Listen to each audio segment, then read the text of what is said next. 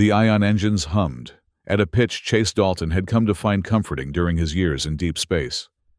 Sitting in the worn captain's chair of his scout ship, the Stargazer, he gazed out at the endless void punctuated by distant stars.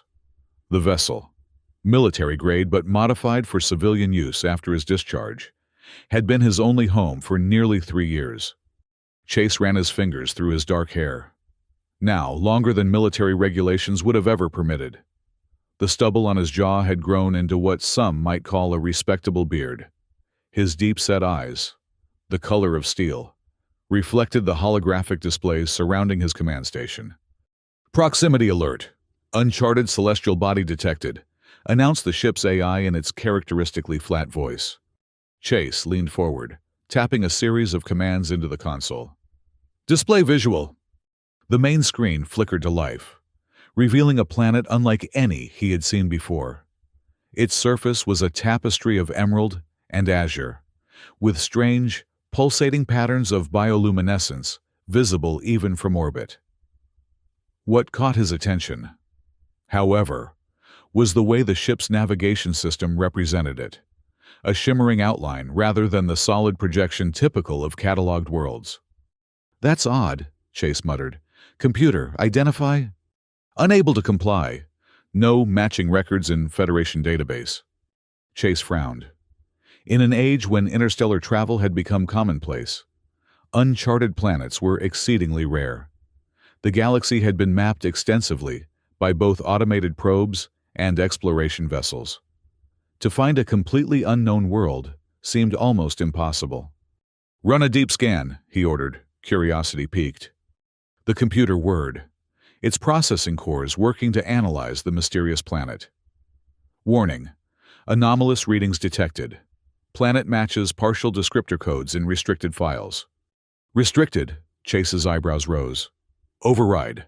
Authorization Dalton Alpha 779. Authorization insufficient. Files classified beyond current access level." Chase stared at the screen, suddenly understanding what he had stumbled upon. The unmarked world had all the hallmarks of a forbidden planet, a designation given to worlds deemed too dangerous or politically sensitive for general knowledge. Such places were systematically erased from public star charts, with access limited to the highest echelons of Federation command. "Valoria," Chase whispered, the name coming to him from a half-remembered conversation years ago, a drunken tale from an old navigator about a paradise world quarantined after some cataclysmic event. At the time, he had dismissed it as mere space folklore. Rational judgment told him to mark the coordinates and report the finding to Federation Space Command. That would be the proper protocol. But Chase hadn't followed protocol in years, not since the incident that had cost him his commission and the lives of those under his command. "Computer, prepare for atmospheric entry. Warning: atmospheric composition unknown.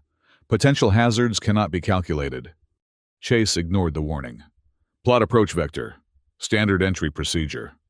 As the Stargazer adjusted its course, aligning for descent toward the mysterious world, Chase felt something he hadn't experienced in years, a genuine thrill of discovery. Whatever awaited him on Valoria's surface, it represented something new, something undocumented. For a man who had seen too much of the same darkness across 100 worlds, that alone made the risk worthwhile. The ship broke through the upper atmosphere, the hull heating as friction built against the alien air. Everything proceeded normally at first, the stabilizers compensating for turbulence, the shields deflecting particulate matter. Then, without warning, every alert in the cockpit triggered simultaneously. "Critical system failure. Unknown energy signature detected," the AI announced, its voice distorting mid-sentence. Chase's hands flew across the control panel, attempting to diagnose the problem. The ship lurched violently, throwing him against his restraints. "Computer, status report. Engine core destabilizing. Navigation offline. Communications." The AI's voice cut out entirely. Through the viewport, Chase could see the planet's surface rushing up to meet him, a vast expanse of dense, alien forest. The emergency thrusters fired automatically, but it wasn't enough to halt the descent, merely slow it. Chase braced himself, gripping the control yoke with white knuckles. "Come on, old girl, don't fail me now." The stargazer screamed through the lower atmosphere, barely under control. Chase managed to level out just enough to avoid a direct nosedive, instead aiming for a small clearing amidst the endless canopy of strange, towering trees. The impact came with a deafening crash. Metal tore, systems overloaded, and darkness claimed Chase Dalton as his body was thrown forward against the restraints, consciousness fleeing in the face of traumatic force. When awareness returned, it came in painful fragments. First, the metallic taste of blood in his mouth. Then, the acrid smell of burnt circuitry. Finally, the realization that he was hanging upside down, still strapped to the pilot's seat while the ship lay partially inverted. "Computer," he croaked, then coughed as smoke filled his lungs. "Computer, status." Silence answered him. The ship was dead. With shaking hands, Chase released his harness, collapsing awkwardly onto what had been the cockpit ceiling. Pain lanced through his left arm, not broken. He determined after a moment of careful movement, but badly sprained. His head throbbed where it had struck the console. Survival training kicked in, overriding the momentary panic. First priority, escape the potentially dangerous wreckage. Second, assess the environment. Third, salvage what he could. The main hatch was jammed, but the emergency exit above the navigation station, now below it, yielded to his persistent efforts. Chase crawled out into alien sunlight, its quality somehow different from any he had experienced, more violet in its spectrum, casting peculiar shadows across the clearing where his ship had carved a long furrow through the soil. The air hit him like a physical force, rich, almost intoxicatingly dense with oxygen, yet carrying undertones of something unfamiliar, sweet, like overripe fruit. Chase's suit automatically analyzed the composition, displaying the results on his wrist computer. "Breathable," he muttered in relief. "Small mercies." The forest surrounding him defied easy description. The trees, if they could be called that, rose hundreds of meters into the sky, their trunks iridescent and seemingly translucent in places, revealing flowing liquids within that pulsed in hypnotic rhythms. Instead of leaves, they sprouted what appeared to be fleshy, membranous structures that undulated gently despite the absence of wind. The ground beneath his feet wasn't soil so much as a living carpet, a moss-like substance that reacted to his weight, dimpling, then slowly recovering. In the distance, something large moved among the trees, causing their membrane leaves to flutter in agitation. Chase retreated to the ship, mind racing with both wonder and apprehension. Valoria was alive in ways that exceeded his experience. Even after years of exploration, the planet seemed to breathe around him, aware of his intrusion. Back inside the wreckage, Chase methodically gathered survival essentials, emergency rations, his tactical kit, the portable atmospheric analyzer, and most importantly, his pulse rifle and sidearm. The ship's power core was intact but offline, possibly salvageable with time and resources he didn't yet have. "Communications?" he asked aloud, knowing no answer would come. The long-range transmitter was visibly damaged, its delicate components crushed in the impact. Without it, he had no way to call for rescue, assuming anyone would even respond to a distress call from a forbidden planet. Chase emerged from the ship again, equipment secured, and studied the lengthening shadows. Night was approaching, and he had no idea what that might mean on this world. Finding defensible shelter became his immediate concern. As he contemplated his options, a high-pitched whine pierced the air, emanating from deeper in the forest. The sound modulated in complex patterns, not random, but structured, almost like language. Chase raised his rifle instinctively, scanning the tree line. The massive trunks would provide cover for anything approaching, leaving him exposed in the clearing. He backed toward the ship, intending to use it as a makeshift fortress for the night. The whining sound intensified, now coming from multiple directions. Something was coordinating, surrounding him. "Hello?" Chase called out, immediately regretting breaking the silence. But if there was intelligence behind those sounds, perhaps communication was possible. The response came not in sound but in movement. The carpet moss beneath his feet rippled violently, then parted as something erupted from below. A writhing mass of tentacle-like appendages, each tipped with what appeared to be tiny mouths, lined with crystalline teeth. Chase fired instinctively, the pulse rifle's energy beam severing several of the tentacles. A shrill keening followed as the creature partially retreated, only to surge forward again with renewed vigor. More movement caught his peripheral vision, similar eruptions occurring throughout the clearing. The ground itself seemed to be attacking, reaching for him with hungry intent. Chase sprinted toward the nearest massive tree, reasoning that the denser root structure might provide safer ground. He was right. Upon reaching it, the carpet moss thinned out, revealing actual soil beneath. But his reprieve was short-lived. From above came a different threat, pod-like structures detaching from the tree's membranes, falling around him and bursting on impact to release clouds of iridescent spores. "Toxic," his suit's analyzer warned, the display flashing red. Chase activated his emergency breather, the mask deploying from his collar to cover his mouth and nose. The filter would last 6 hours at most, a temporary solution. Night fell with startling speed, as if someone had dimmed the lights rather than the sun setting naturally. In the darkness, the forest transformed. Bioluminescence erupted everywhere, the tree trunks glowing with internal light, the membrane leaves pulsing in blues and greens, even the predatory carpet moss emitting a soft, deceptively beautiful radiance. Chase found himself in an environment that was simultaneously breathtaking and terrifying. Beauty and danger intertwined in ways his human mind struggled to categorize. This was why Valoria was forbidden. He realized. Not just dangerous, but incomprehensible by conventional standards. Moving carefully from tree to tree, Chase gradually made his way deeper into the forest, away from the clearing where the carpet moss seemed most active. His goal was to find some natural formation, a cave, perhaps, or a rocky outcropping, that might offer protection for the night. What he found instead, after hours of cautious progress, defied expectation. Ahead, barely visible through the luminescent trunks, rose a structure that could only be artificial, sharp, geometric lines contrasting with the organic curves of the forest.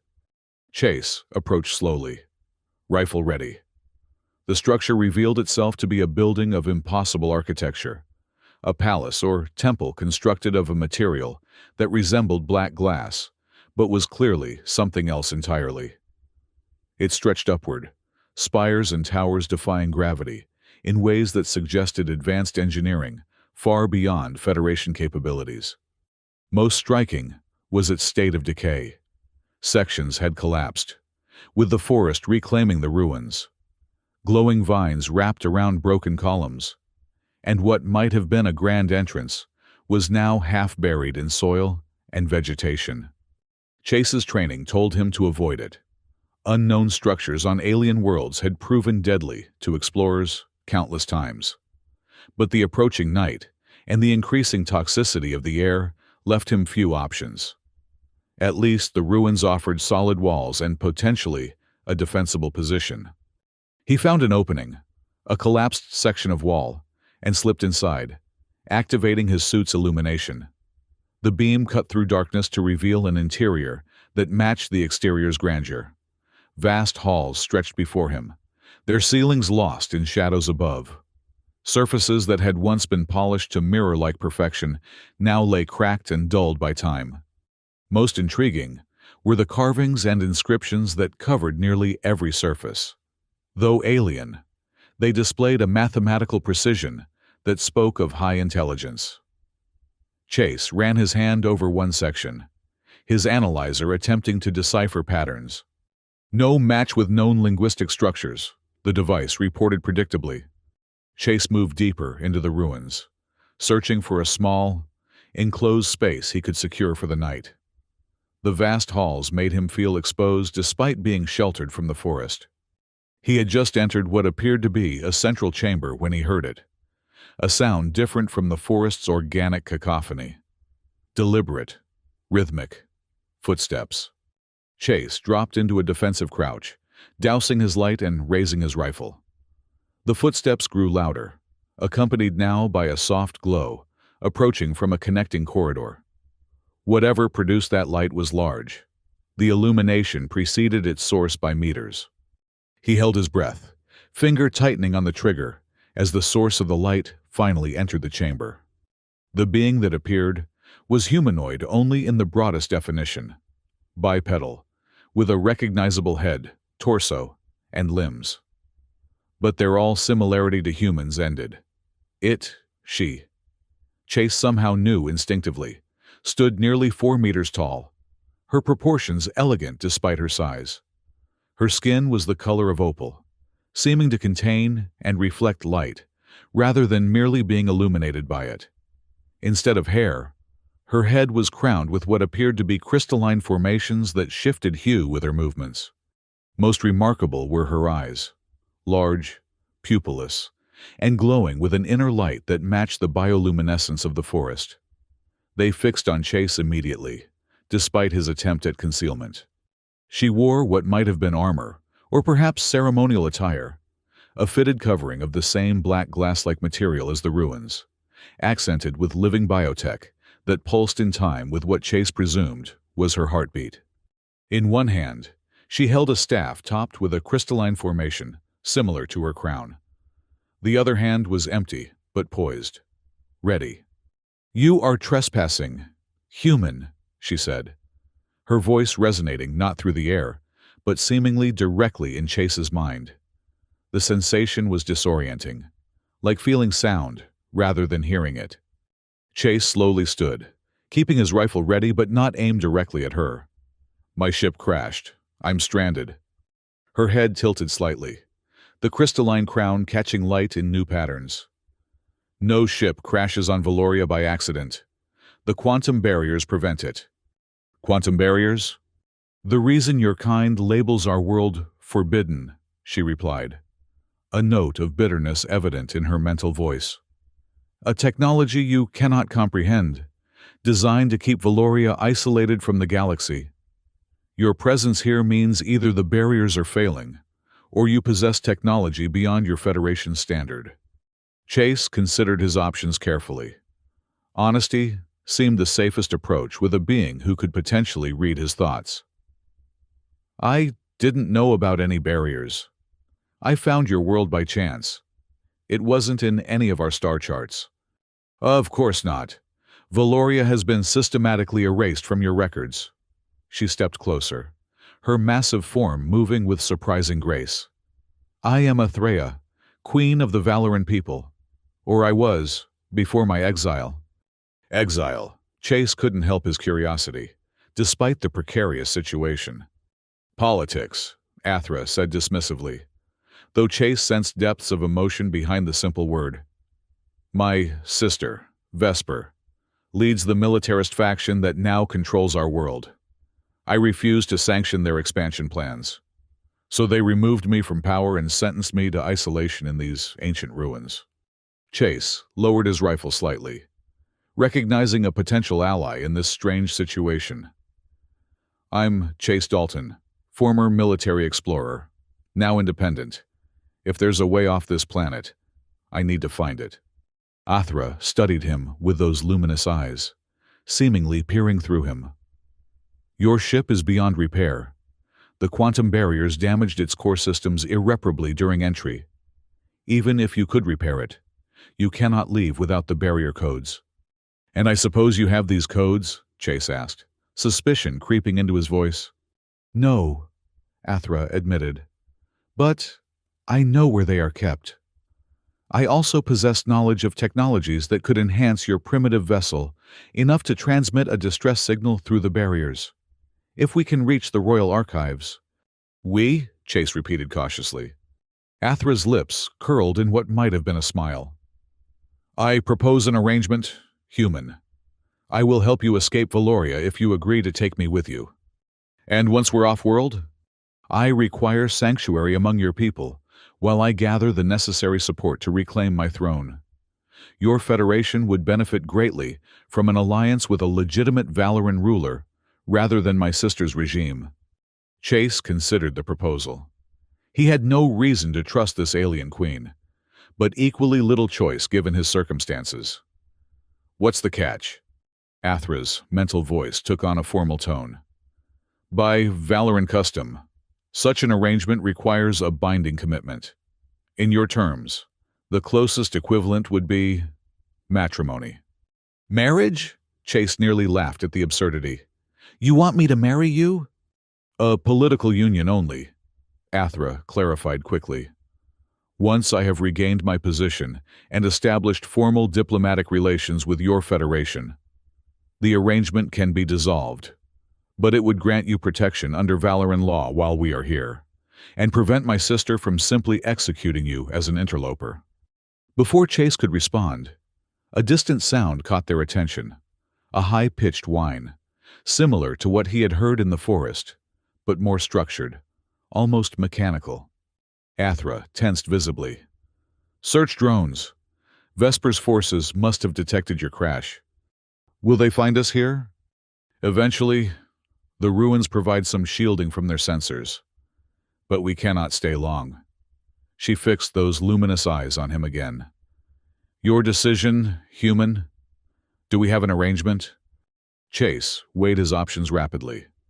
Death in an alien forest, capture by hostile forces, or a political marriage to a 4-meter-tall, exiled alien queen. When framed that way, the choice seemed obvious. We have an arrangement, he agreed. But I want to be clear. This is strictly for a mutual survival. Athra nodded, her crystalline crown shimmering. Understood. Now, we must prepare. The forest grows more dangerous at night, and Vesper's forces will begin a ground search by morning. What do we need? Components from your ship, particularly its navigation system and quantum communicator. We can integrate them with Valoran technology to create a transmitter capable of penetrating the barriers. Chase nodded. Back to the crash site, then. Not immediately, Athra countered. The search will concentrate there first. We must wait until they've moved on, then retrieve what we need. She led him deeper into the ruins, through corridors that grew increasingly intact as they proceeded. Eventually, they reached what appeared to be living quarters, a chamber with furnishings scaled to Athra's proportions, but recognizable in their functions. Rest, she instructed, indicating what seemed to be a seating area. Your physiology requires recovery after the crash. I will monitor for search parties. Chase reluctantly settled onto the alien furniture, which molded itself to accommodate his smaller frame. Despite his wariness, exhaustion soon overcame him, and he drifted into uneasy sleep. Dreams came, vivid and disorienting. He saw Valoria as it might have been, a thriving world of crystalline cities and advanced technology. He saw conflicts between factions, battles fought with weapons that manipulated reality itself, and he saw Athra standing before what could only be a throne, commanding forces with wisdom and restraint. When he awoke, Athra stood nearby, observing him with what seemed like curiosity. You projected strong images during your sleep cycle, she commented. Your species' unconscious mind is fascinating. Chase sat up, uncomfortable with the idea that she had witnessed his dreams. How long was I out? Approximately 1/3 of a Valoran day. The search drones have moved beyond the immediate area. It's time to retrieve the components from your ship. They prepared quickly. Athra provided Chase with a crystalline device that attached to his suit, enhancing its filtering capabilities against the forest's toxic spores. In return, Chase showed her the operation of his pulse rifle, which she studied with evident interest. Primitive, but effective, was her assessment. It will serve against lesser forest predators, but not against Valoran troops with phase armor. Then we'll avoid them, Chase replied pragmatically. Exiting the ruins, they entered a forest transformed by daylight. The bioluminescence had faded, replaced by an iridescent quality to all living things. The membranous leaves now translucent, revealing complex vascular systems within. The air seemed less toxic, though Chase maintained his breather as a precaution. Athra moved with surprising stealth for her size, guiding them through paths that avoided the most dangerous areas. She explained in hushed mental tones about the ecosystem, how the seemingly separate life forms were actually interconnected, parts of a world-spanning network that shared information and resources. The forest knows we're here, she explained, but it recognizes me as Valoran. You, however, register as an anomaly, hence its defensive reactions to your presence yesterday. Is it sentient? Chase asked, eyeing the undulating membranes above. Not individually, but collectively. Yes. Valoria itself has a form of distributed consciousness. It's one of the reasons my people developed telepathic abilities, to communicate with our world. They proceeded cautiously, Athra occasionally stopping to commune with the forest in ways Chase couldn't perceive. Each time, she would adjust their route slightly. Search parties, she explained, after one such communion. The forest is reluctantly relaying their movements to me. My sister's influence has corrupted much of the natural network. But these ancient groves remember their true queen. As they neared the crash site, Athra suddenly froze, raising one hand in warning. Ahead, barely visible through the translucent trunks, moved figures in armor, similar to Athra's, but more utilitarian, Valoran troops. 3 scouts, Athra whispered mentally. Likely an advanced team. Chase raised his rifle, but Athra gently pushed it down. Conventional weapons will only alert them. Watch. She closed her eyes, concentrating. The forest around them seemed to respond, the membrane leaves quivering in unison. Then, about 50 meters away, a section of the carpet moss erupted violently, tentacles thrashing upward. The scouts immediately turned toward the disturbance, weapons raised. As they moved to investigate, Athra pulled Chase in the opposite direction, circling wide around the crash site. You can control the forest? Chase whispered, once they were clear. Not control, request. Parts of it still recognize me as queen and respond accordingly.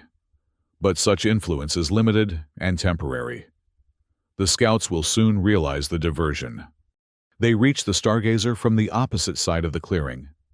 The ship lay as Chase had left it, though now surrounded by alien equipment, scanning devices, and monitoring stations established by the search teams. They've set perimeter alarms, Athra observed. Crude but effective. We have perhaps 5 minutes before the scouts investigate why their systems haven't reported in. Chase nodded, slipping into the ship through the emergency hatch. Inside, he worked quickly, removing the navigation processor and quantum communicator core, both relatively intact despite the crash. He also gathered additional power cells and technical components that might prove useful. When he emerged, Athra was kneeling beside one of the Valoran scanning devices, her hands manipulating its internal components. What are you doing? Modifying their scanner to transmit false readings, she explained. It will buy us time by making them believe your ship's technology is incompatible with Valoria's environment and degrading rapidly. Chase was impressed. Smart. I was not chosen as queen for my lineage alone, Athra replied, with what might have been pride. She finished her work and stood. Now, quickly, back to the ruins. They had barely entered the forest when alarms sounded behind them, piercing, warbling cries that set the membrane leaves trembling. The scouts had returned and discovered the tampering. Run! Athra commanded, no longer bothering with stealth. They sprinted through the forest, Chase struggling to keep pace with Othra's longer strides. Behind them, the distinctive whine of Valoran energy weapons split the air, bolts of azure energy striking trees around them. Othra suddenly pulled Chase behind a massive trunk as a bolt passed through the space he had occupied a moment before. She pressed her hand against the trunk, eyes closed in concentration. The tree's membranes responded, extending downward to form a concealing curtain around them. "What now?" Chase panted, clutching the salvaged components. "They'll track us eventually. The forest can mask our presence temporarily, but not indefinitely." Athra's eyes narrowed in thought. "We need a diversion, something significant enough to draw all search parties away from our path back to the ruins." Chase considered their options. "What about the ship's emergency beacon? If I activate it remotely, it will transmit on all frequencies. Wouldn't that attract their attention?" Athra nodded slowly. "It would, but you would be sacrificing your only backup communication system. We're building a better one, right? Besides, the beacon alone isn't powerful enough to penetrate these quantum barriers you mentioned." Decision made. Chase accessed his wrist computer, inputting the emergency override code. Moments later, the distant crash site erupted with light and sound as the Stargazer's beacon activated, broadcasting its distress call in all directions. The effect was immediate. The pursuing scouts changed course, heading back toward the ship, through the forest network. Athra sensed other search parties converging as well. "It worked," she confirmed. "But they'll realize the deception soon. We must move quickly." They set off again, now taking a more direct route back to the ruins. The forest seemed different now, more cooperative, the dangerous carpet moss retreating from their path, the toxic spore pods remaining closed as they passed. "The forest is helping us," Chase observed. "It remembers," Athra said simply. "Before my sister's coup, I worked to preserve the ancient balance between Valorans and our world. Vesper sees the forest only as a resource to be exploited for her military ambitions." They reached the ruins without further incident, quickly retreating to the deeper chambers where Athra had established her exile home. There, she revealed equipment that surprised Chase, advanced technology hidden beneath the appearance of ancient decay. "You've been busy during your exile," he commented, examining what appeared to be a communications array constructed from repurposed parts. "Preparing," Athra corrected. "I always knew an opportunity would come. I simply didn't expect it to arrive in the form of a crashed human ship." They worked together, integrating the salvaged components from the Stargazer with Athrea's Valoran technology. Chase found himself impressed by her technical knowledge, far from being merely a political figure. She displayed an engineer's understanding of complex systems. "Your Federation underestimates us," she noted, sensing his surprise. "They believe Valorans to be merely physically imposing, when in fact our mental capabilities exceed yours in many areas." "Why hasn't there been contact?" Chase asked. "If your people are so advanced, why remain isolated?" Athra's movement slowed, her luminous eyes dimming slightly. "It wasn't always so. There was a time when Valorans and humans collaborated. Our histories were intertwined." "What happened?" "War," she said simply. "Not between our species, but within the Federation itself. Factions who feared our technology, our potential influence. The official records were purged, Valoria declared forbidden, and the quantum barriers established to ensure isolation." Chase frowned, processing this revelation. "That contradicts everything I know about Federation history." "History is written by the victorious," Athra replied. "In the Royal Archives, I discovered records of the true past, evidence of a time when our peoples worked together to achieve greatness neither could alone. Their work continued through the Valoran day and into night.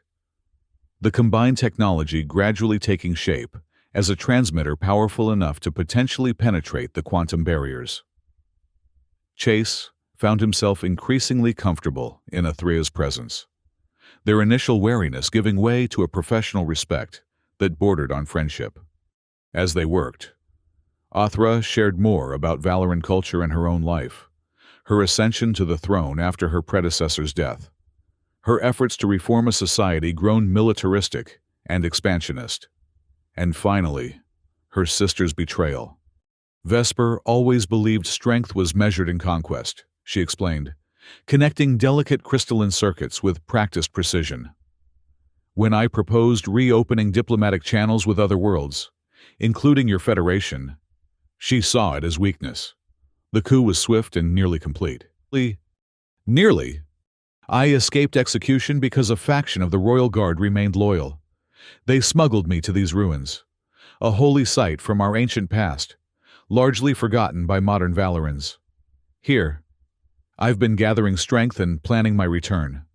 Chase shared his own history in turn, his military career exploring the fringes of known space, the disastrous mission that cost him his commission, and his subsequent years as an independent scout, taking contracts from various entities but answering to none. You were a commander who refused an unethical order, Athra observed after hearing his story. On Valoria, such moral courage would be celebrated, not punished. The Federation has its flaws, Chase admitted. But overall, it stands for principles I believe in: peace, cooperation, the exchange of knowledge. The ideals, perhaps, but not always the execution, Athra countered. How else could they erase an entire world from their history? As dawn approached, their transmitter was nearly complete, a hybrid of human and Valoran technology that hummed with potential energy.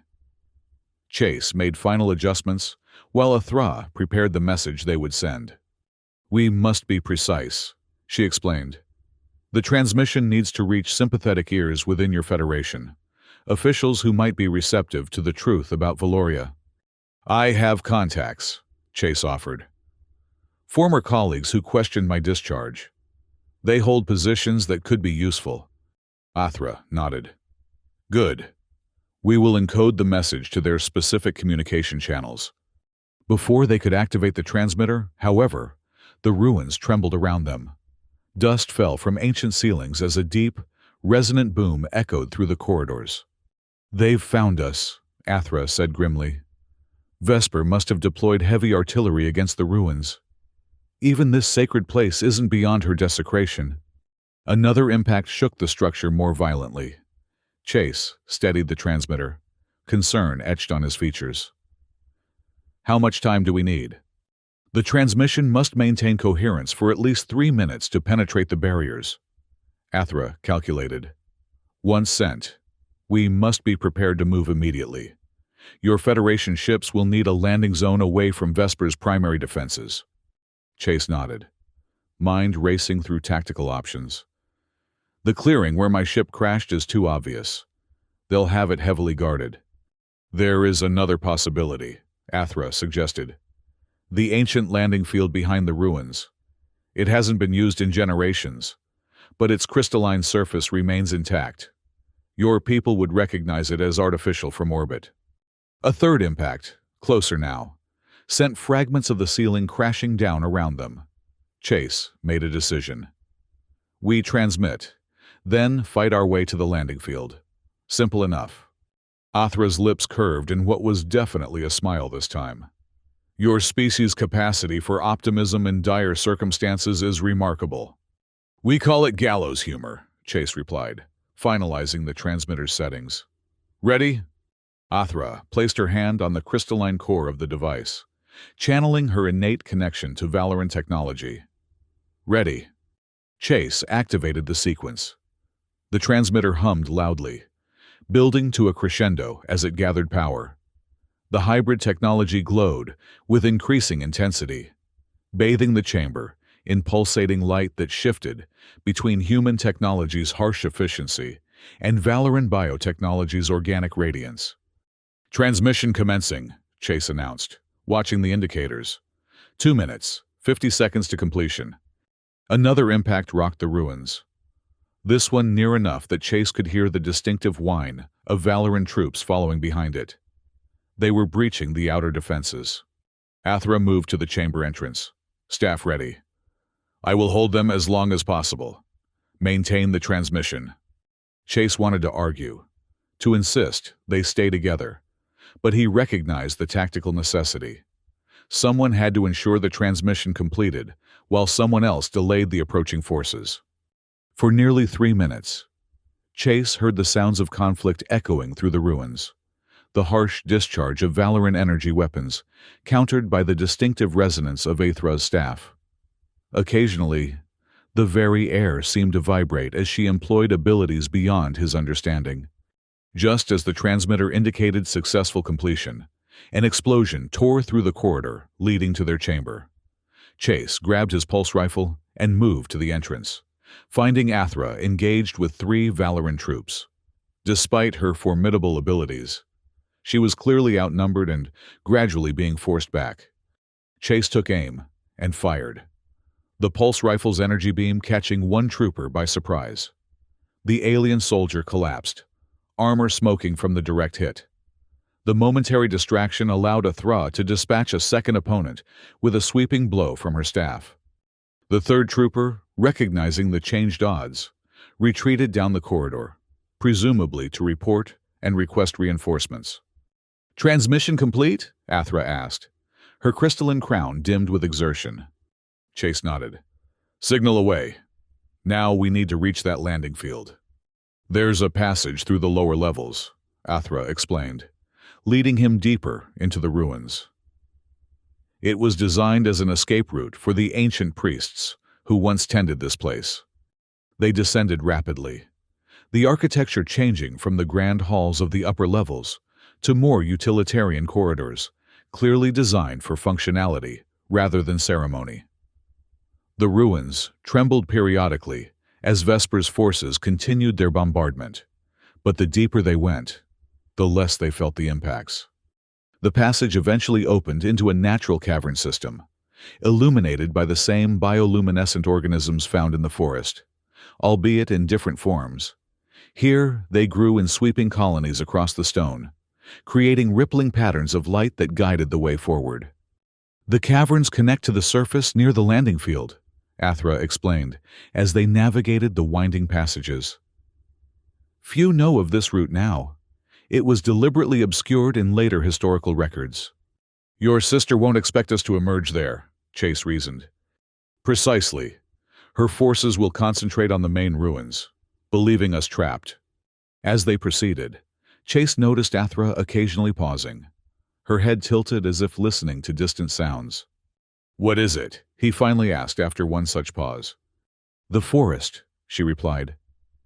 "It communicates through the fungal networks that extend even here, beneath the surface. Vesper's forces are spreading out, establishing a perimeter around the ruins. But they haven't yet secured the landing field." "How long before they do?" "Not long. We must hurry." They increased their pace, now moving at a steady jog through the increasingly narrow passages. The air grew fresher as they neared the surface, the distant bombardment audible again, but from a different direction. Finally, they reached a vertical shaft with ancient handholds carved into the stone. Athra gestured upward. "This emerges in a grove adjacent to the landing field. From there, we'll have approximately 200 meters of open ground to cross." Chase checked his rifle's charge, nearly depleted after the earlier confrontation. "Not much firepower left." "We'll rely on speed and surprise," Athra said. "Are your Federation contacts reliable? Will they respond to the transmission?" "If they received it, yes. Captain Mora and Ambassador Kira both have the authority and inclination to investigate a distress call from a forbidden zone, especially with the coded identifiers I included." Athra nodded, seemingly satisfied. "Then let us proceed." She ascended first, her larger form somehow navigating the narrow shaft with surprising agility. Chase followed, the exertion awakening fresh pain from his crash injuries, but adrenaline pushed him forward. The shaft opened into exactly what Athra had described, a small grove of the crystalline trees, their membranes pulsing gently in the Valoran daylight. Beyond, visible through the translucent trunks, lay an expanse of what appeared to be polished black glass. The ancient landing field. Athra surveyed the area, her heightened senses extending beyond human capability. 3 perimeter guards at the far edge of the field. They're facing away, watching the bombardment of the ruins. "Can we circle around?" Chase asked. "No time. The main force will realize we've escaped the ruins soon. We must cross now and establish position." They emerged from the grove cautiously. The landing field stretched before them, its crystalline surface glittering in the alien sunlight.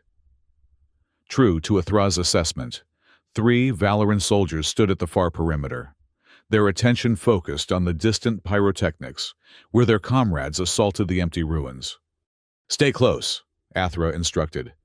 "Move when I move. Stop when I stop." They began crossing the exposed field, moving in short bursts between moments of complete stillness. Chase marveled at how Athra, despite her size, could become nearly invisible when motionless, some quality of her opalescent skin allowing her to blend with the environment in ways he couldn't fully comprehend. They had covered nearly half the distance when one of the guards turned, scanning the field in a routine check. Chase froze mid-step, knowing any movement would draw attention. For long seconds, the guard's gaze swept across the field, then past them, continuing its rotation. Chase released the breath he'd been holding, and they resumed their careful advance. They had nearly reached the edge of the field, where a formation of crystalline structures would provide cover, when a piercing alarm sounded from the direction of the ruins. "They've discovered our absence," Athra said grimly. "Now we run." They abandoned stealth, sprinting the remaining distance. The guards turned at the sound of their footfalls on the crystalline surface, raising their weapons in surprise at the unexpected direction of threat. Chase fired his pulse rifle, the beam going wide but causing the guards to dive for cover. Athra reached the crystalline formation first, pulling Chase behind it as energy bolts struck where they had been moments before. "We need to hold this position," Chase panted, checking his rifle's critically low charge. "How long until Federation ships could arrive?" "If they received our transmission immediately and responded with their fastest vessels. Perhaps 1 hour." Athra peered around their cover, assessing the approaching guards. "Vesper will bring her entire force here once she realizes our plan." Chase nodded grimly. "Then we make it expensive for them. 1 hour. We can do that." What followed was a desperate defense against increasingly numerous attackers. The 3 perimeter guards were soon reinforced by a squad, then multiple squads as Vesper's forces redirected from the ruins. Chase and Athra used the crystalline formations for cover, changing positions frequently to create the illusion of greater numbers. Athra demonstrated abilities Chase had only glimpsed before, manipulating the crystalline structures to create reflective surfaces that confused enemy targeting, communicating with the nearby grove to trigger distractions, and even directly affecting the minds of less disciplined soldiers, causing momentary confusion in their ranks.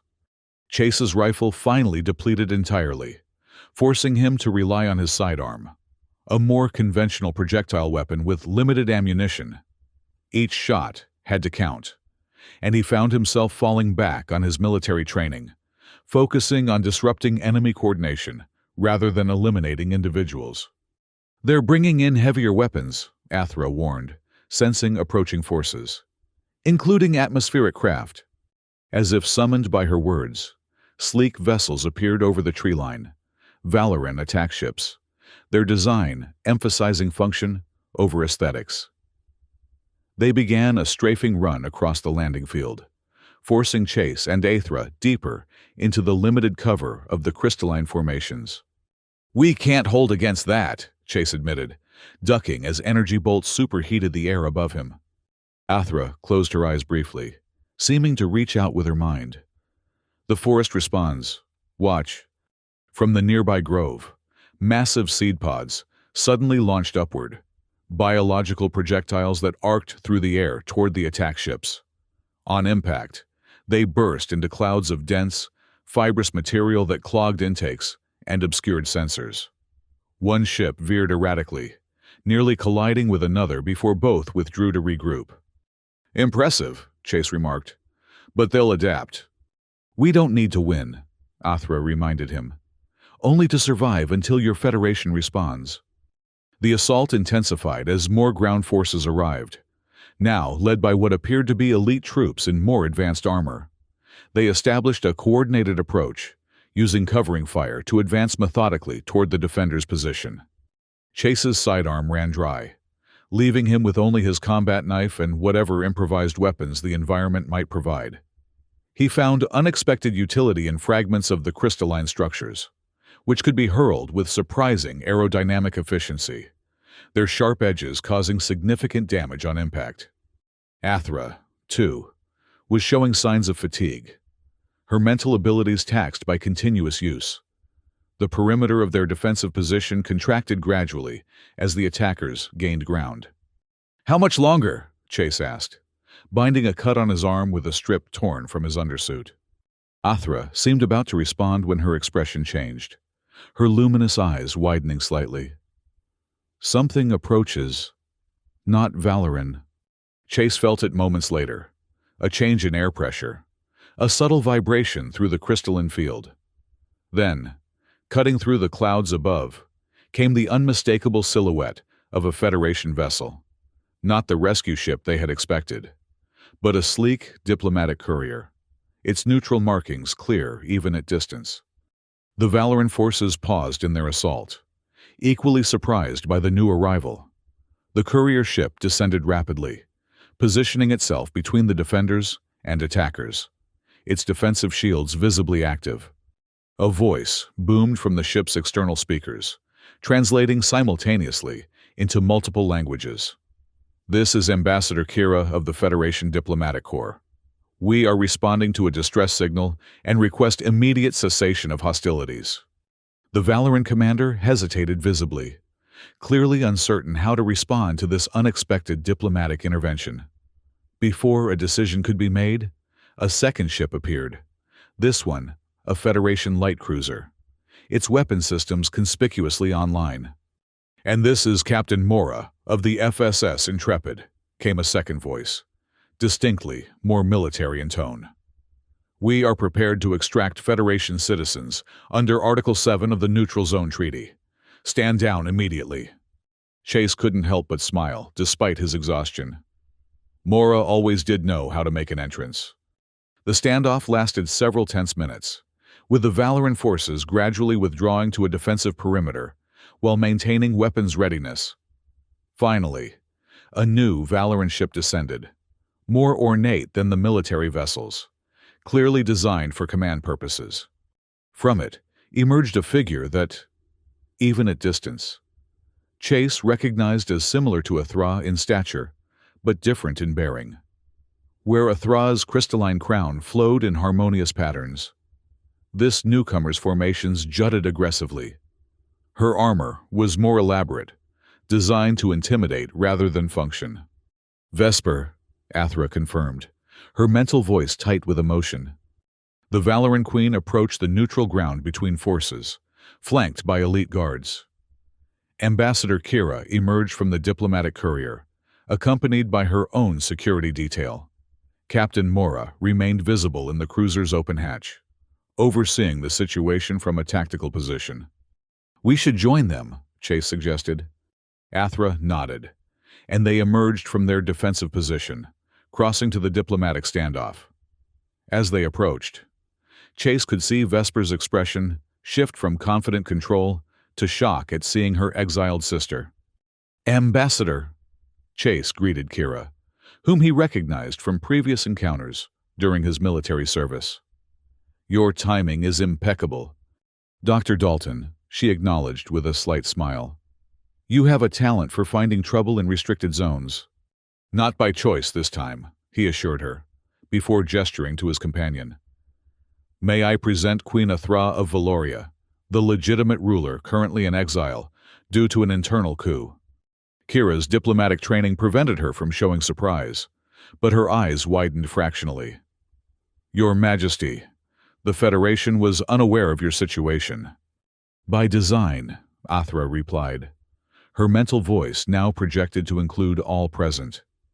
Certain elements within your government have collaborated with my sister's regime to maintain Valoria's isolation and erase our shared history. Vesper stepped forward, her own mental voice sharp with anger. This is Valoran Internal Affairs. Ambassador, your presence here violates multiple non-interference treaties. Treaties that, according to our records, don't exist, Kira countered smoothly. Valoria is listed in Federation databases as an uninhabited world of scientific interest only. If there are treaties, they have not been registered with the current diplomatic corps. Vesper faltered momentarily, clearly not expecting this approach. Chase recognized the strategy. Kira was exploiting the very cover-up that had hidden Valoria to create diplomatic space for intervention. Dr. Dalton is a Federation citizen, Kira continued. We are here to extract him following his distress call. Any objection to this humanitarian mission would require formal diplomatic channels. Channels that, officially, don't exist between our peoples. Mora's voice cut in from the cruiser. My sensors detect Federation technology integrated with local systems in the Queen's possession. That technology is protected under Salvage Rights Provision 42B. We're taking it with us as well. Chase almost laughed at the creative interpretation. The technology in question being their hybrid transmitter, now serving as legal justification for Athra's extraction alongside him. Vesper's fury was evident, but she was outmaneuvered in this diplomatic exchange. Without official recognition of Valoria, she had no standing to prevent Federation ships from retrieving their citizen and technology.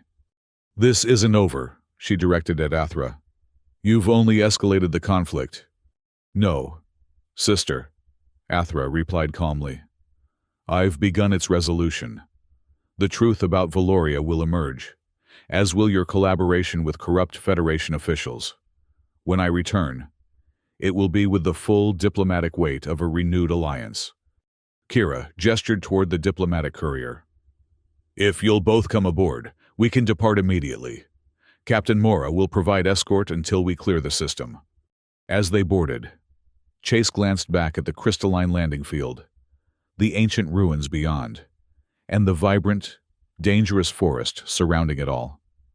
Valoria had nearly killed him, yet he felt strangely reluctant to leave, as if the planet had become part of him during his brief, intense time there. Athra sensed his thoughts. You will return, she assured him mentally. Our arrangement ensures it. The courier lifted off smoothly, ascending through Valoria's atmosphere with none of the disruption Chase had experienced during his arrival. Kira explained that they had received detailed navigational data with the distress call, data that allowed them to neutralize the quantum barrier's effects. Your message contained information that raises significant questions about Federation history, Kira told them once they were safely in orbit, the Intrepid maintaining protective position nearby. Particularly the classified sections regarding first contact protocols and early alliance formations. Information that was deliberately suppressed, Athra confirmed, by a faction within your military complex that feared Valoran influence on Federation development. We've already begun discreet inquiries, Kira assured them. Ambassador Chen was particularly interested in reviewing the original treaty documents you referenced. As the ships accelerated toward the jump point that would take them back to Federation space, Chase finally allowed himself to relax, the adrenaline of the past days giving way to bone-deep exhaustion. Athra, too, seemed to diminish slightly, her imposing presence softening as immediate danger passed. What happens now? Chase asked, accepting a medical kit from one of Kira's staff to treat his various injuries. Diplomatically, we proceed carefully, Kira explained. Queen Athra will receive protective status while we investigate her claims. If verified, and preliminary analysis suggests they will be, we'll begin formal recognition proceedings for her government in exile. And our arrangement? Chase glanced at Athra. suddenly aware of how bizarre their political marriage would seem to Federation officials. The union will be recognized under Diplomatic Protocol 17, covering emergency alliances formed under duress, Kira said smoothly, clearly having already considered the matter. It provides all necessary protections without requiring personal commitments. Athra's mental voice held a trace of amusement. Disappointing. I was beginning to appreciate human companionship. Chase found himself smiling, despite everything. I'm sure we can maintain diplomatic relations without the marriage certificate. Once we reach Federation space, there will be debriefings, medical examinations, and security protocols.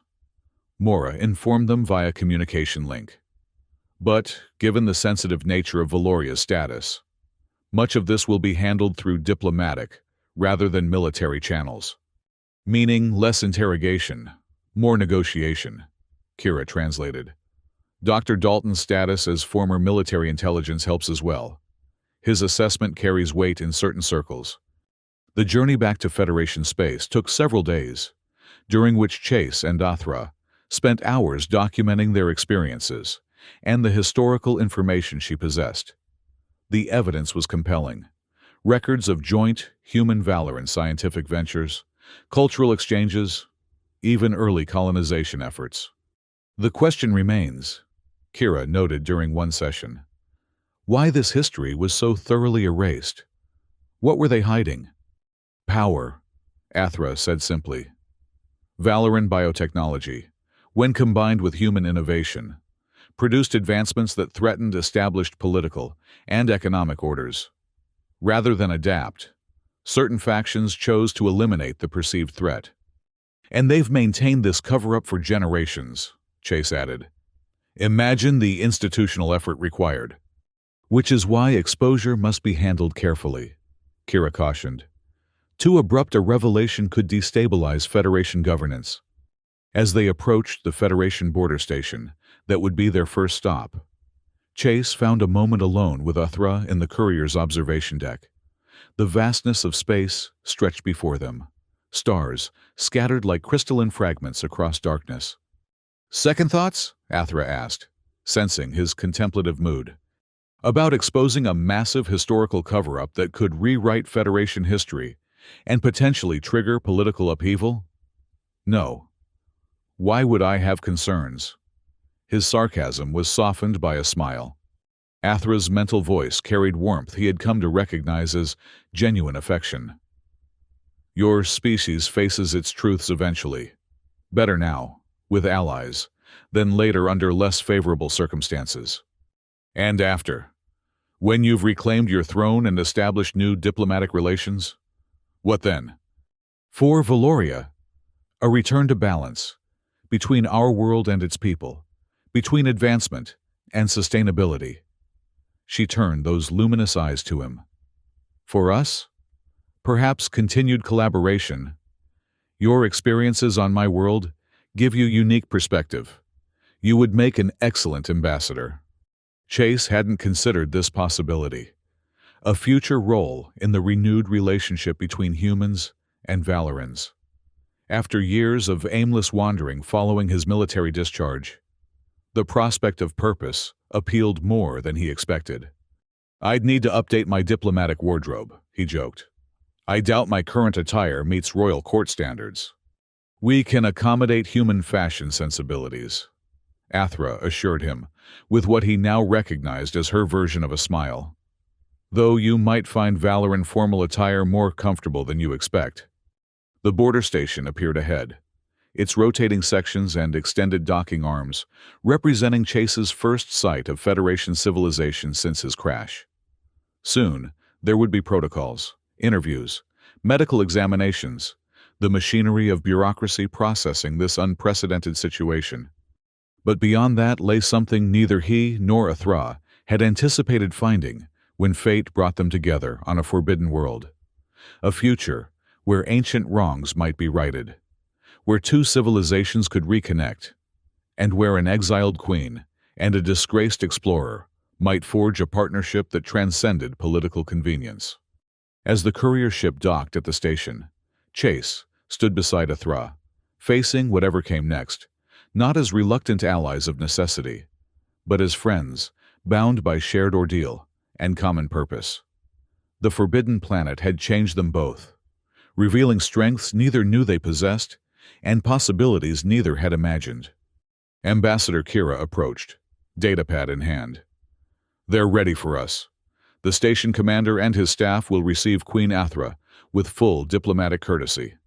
Chase offered Athra his arm in a formal gesture that bridged their different cultures. "Shall we introduce the Federation to its forgotten ally, Your Majesty?" Athra placed her much larger hand gently on his arm, her touch conveying confidence and solidarity. "Lead on, Ambassador Dalton. Our true journey is just beginning." Together, they stepped through the airlock into a future neither could fully predict, but both were now committed to shaping. A future where forbidden planets became bridges rather than barriers, and where the truth, however long buried, finally emerged into the light of a new day.